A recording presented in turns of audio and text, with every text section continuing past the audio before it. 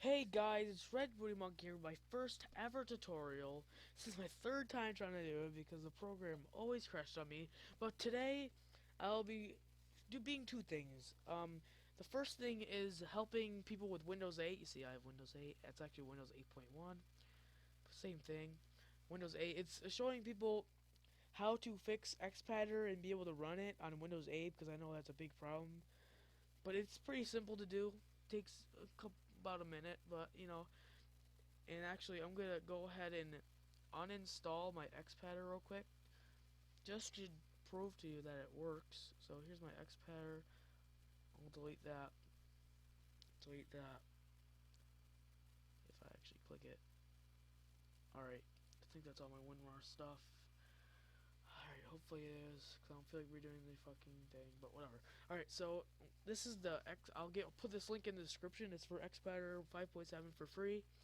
It's gonna bring you to this, and I guess I'll show you how to download it, even though it's pretty simple. Make sure you don't click this. That is not Xpadder. You can click the skip ad button up here, and it's gonna bring you to a MediaFire page, and you're gonna click this green rectangle right here. It says download. Click this. It's gonna bring you to a stupid thing. That's not Adobe. Don't click it.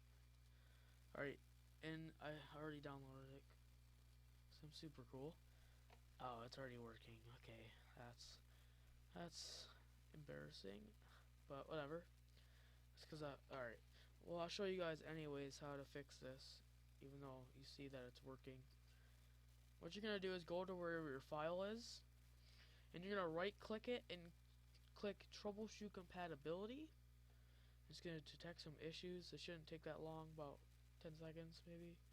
It's gonna give you this thing right here, is troubleshooting options. You're gonna click the bottom one. It says troubleshoot program. Click that, and then we're gonna check the top box. The program worked in earlier versions of Windows but won't install or run now. Check that box and click next. Then we're gonna check Windows 7 because that's the program, that's the Windows that it worked in. Check next, and then what you guys are gonna do, I don't have to do this because it's already working and it saved my settings. Click check test the program. I don't think it's gonna let me test it because I have it in the background. What you guys are gonna do, it's actually gonna give you this. You're gonna click start. Okay. Okay. Start. Start. Program location. Associate. And then this will open up, proving that it works. But don't X out of this troubleshooting just yet. Click next. And then click yes, save the settings for this program, so you don't have to go back and do this every single time. It'll save the settings. And then you can close the troubleshooter. Okay, and it's gonna open up like this. So now what you want to do is plug in your controller, and when you do that, you might have to download some drivers or something. If it's your first time plugging in the controller, I recommend Xbox 360 controller because this is Windows and that works the best on Windows. If you can get some other controller to actually work, like it might seem like it's working, but probably won't. I suggest Xbox 360 controller. I'll plug it in, and then when you plug it in and all your drivers are downloaded, you're gonna see this little icon over here. Looks like a controller, poorly drawn controller. But as a controller, we click it and then click new, and hopefully my um, program doesn't crash on me because my controller is sticky. And when I start getting to the button assigning portion, it starts to confuse the program, make it crash. But anyways, hopefully that doesn't work. First we're gonna do is go to this image tab. It should default to that, but if it doesn't, just click on image and go down to open. I will provide this in the description. It's this one. Open, and it puts it on both windows. Remember, don't X out of either of these windows. You're gonna need them both. If you did that, you're gonna have to restart the program because I don't think there's a way to get this one back if you accidentally X out of it. But anyways, you click sticks, and then what we're gonna do is check the enable box, and it's gonna tell us push stick 1, which is the left analog stick, this one right here, left, and then up, And then you're gonna see this big circle thing right here, or those 4 squares over there. You're gonna drag it over that stick that you just pushed left and up, and you'll see it puts in 4 squares: up, down, left, right. And this is the reason why we put it over this stick, because we're gonna have 3 things that look like this, and we need to know which one is which, or else we'll be assigning buttons to the wrong thing, and you'll won't be able to play Call of Duty right. You'll just look like a retard. Anyways, we'll go onto the right stick, check enabled box, left, up, drag it over the right analog stick. Sorry, I have OCD, okay. And then that's all good for now. We push D-pad, check the enabled box, and it's going to tell us to press the D-pad up, down, left, right. And if the program doesn't seem to be doing that like this, like if you go like this and it doesn't seem to be doing that, that's because your controller isn't being detected by Windows, which means your controller isn't compatible. So you either need to, if you have a wired Xbox 360 controller around, use that because it's simple to use. You don't have to download any additional programs. But if you don't and you can't get one, look on YouTube. There might be some videos that will help you to trick your computer into thinking that it's an Xbox controller. But I don't have that problem. We just assigned the D-pad. So now we'll move down to buttons. What we're going to do here is we're going to push the button, and a little square, like say this one right here, is going to pop up over here, and we're going to drag it over where the location of that button is, so we know which one's which, because there's going to be a lot of buttons.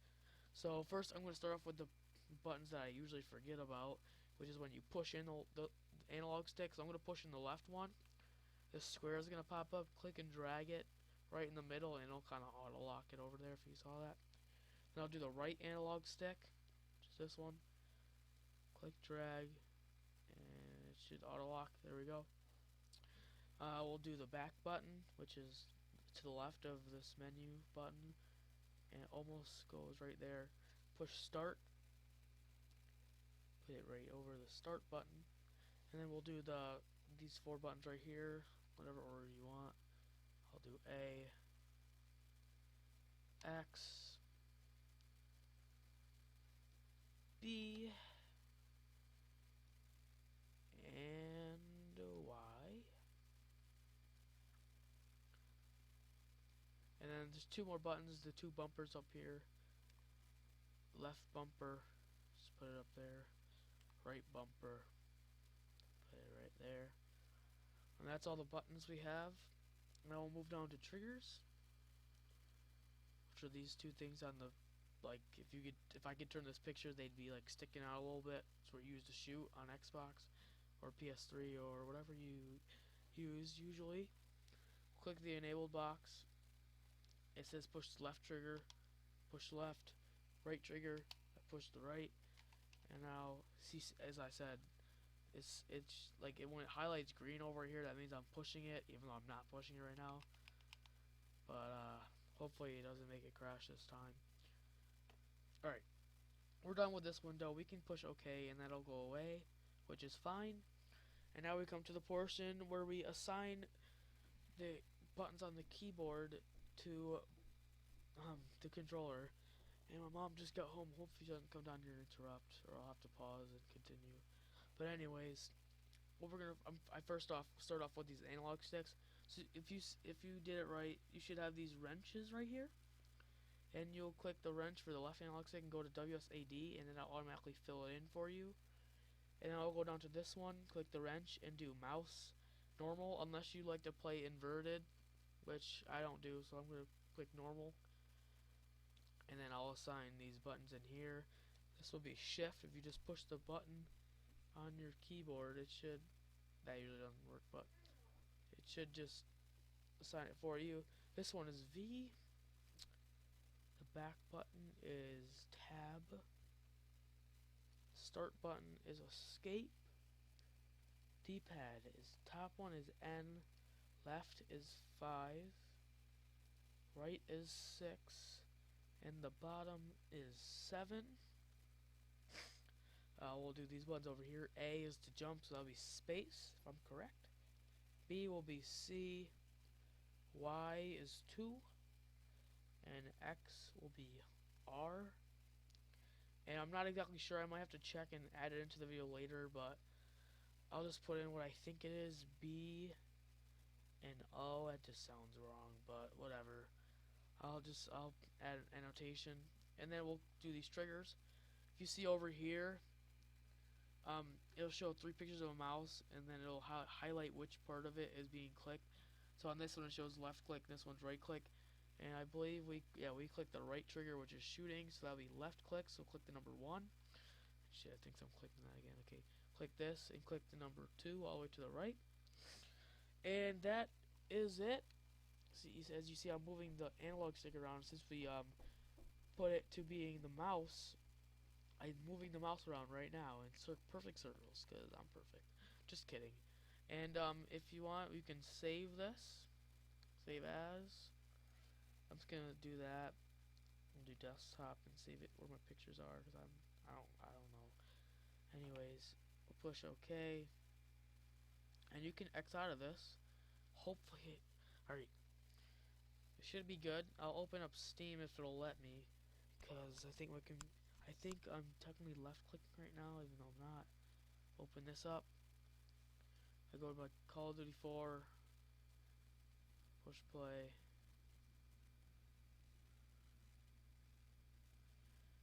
Oh my god, it thinks I'm right clicking. Fuck.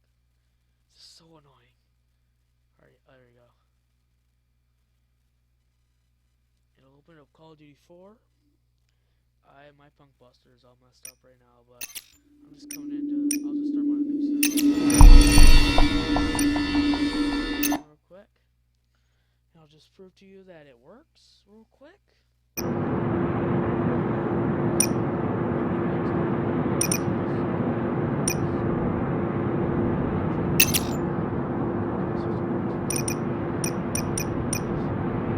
Team deathmatch. Take no prisoners, comrades!